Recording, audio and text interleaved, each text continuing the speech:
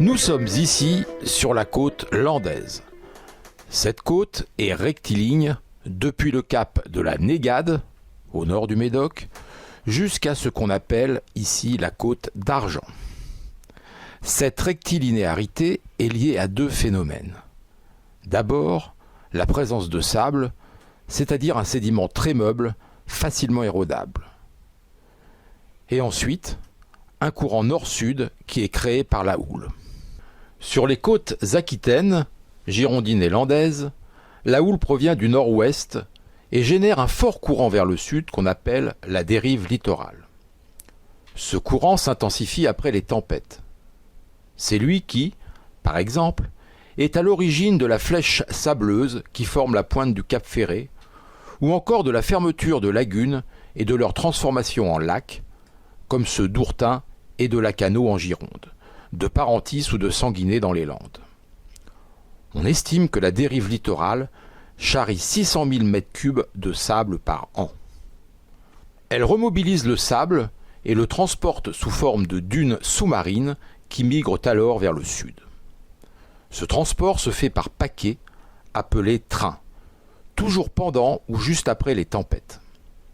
Ceci explique que les plages s'engraissent ou s'amaigrissent en sable de manière plus ou moins cyclique.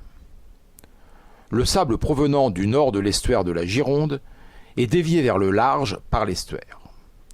Ainsi, le Médoc est sous-alimenté en sable. L'homme lutte contre l'érosion par l'installation de protections artificielles comme les enrochements.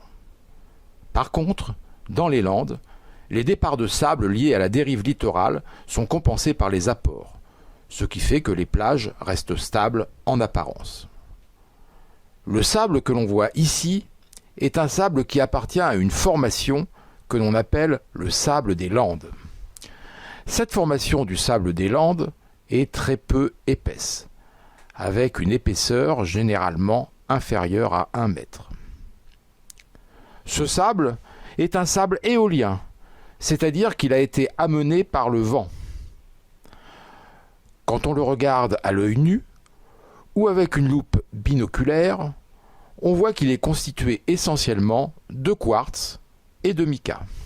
Ce stock sableux n'est pas inépuisable, mais presque. Il a été mobile pendant la dernière période glaciaire. L'augmentation du stock de glace et la contraction de l'eau de mer plus froide ont fait chuter le niveau marin d'environ 120 mètres sur la côte aquitaine, c'est-à-dire à la position actuelle de la limite du plateau continental. Il y a 20 000 ans, ce bas niveau marin a permis de mettre le sable à l'air libre, permettant sa remobilisation par le vent.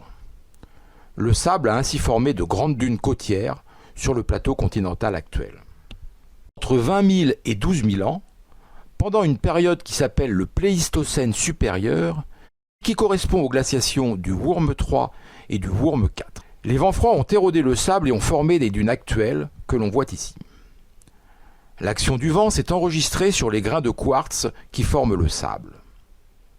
Cette action est marquée par la forme des grains, que l'on appelle la morphoscopie, et par l'état de surface des grains, que l'on appelle l'exoscopie. Ici, les grains de sable sont dits ronds et mats en raison des chocs entre les grains et de leur dépolissage lors du transport par le vent.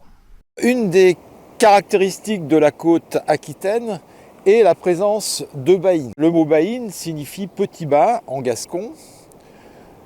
Ces baïnes se forment par l'édification d'une barre sableuse, plus prosaïquement un banc de sable.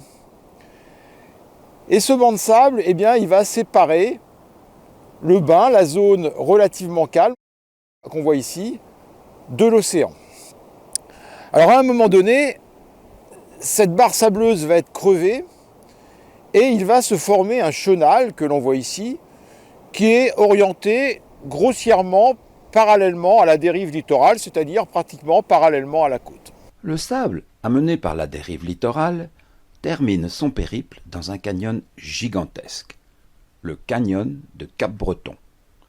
Ce canyon est appelé gouffre, car sa tête remonte très haut, à moins de 300 mètres du rivage, à proximité de son fleuve nourricier, l'Adour.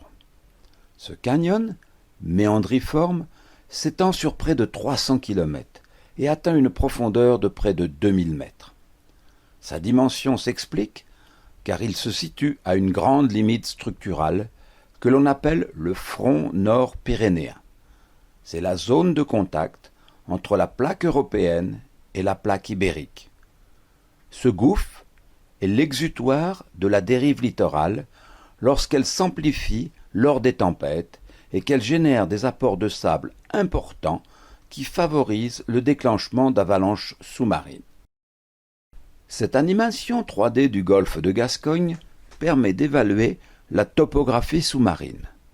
Le canyon apparaît comme une profonde vallée est-ouest au bord du plateau continental. Au nord du gouffre, de Cap-Breton, le plateau landais correspond à un seuil ancien qui sépare le bassin de l'Adour du bassin de Parentis. Plongeons maintenant dans la partie supérieure du canyon.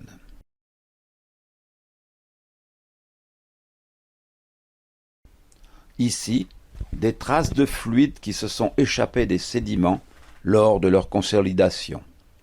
Là, une loupe d'arrachement. Lors de la tempête du 27 décembre 1999, une de ces avalanches sous-marines s'est déclenchée.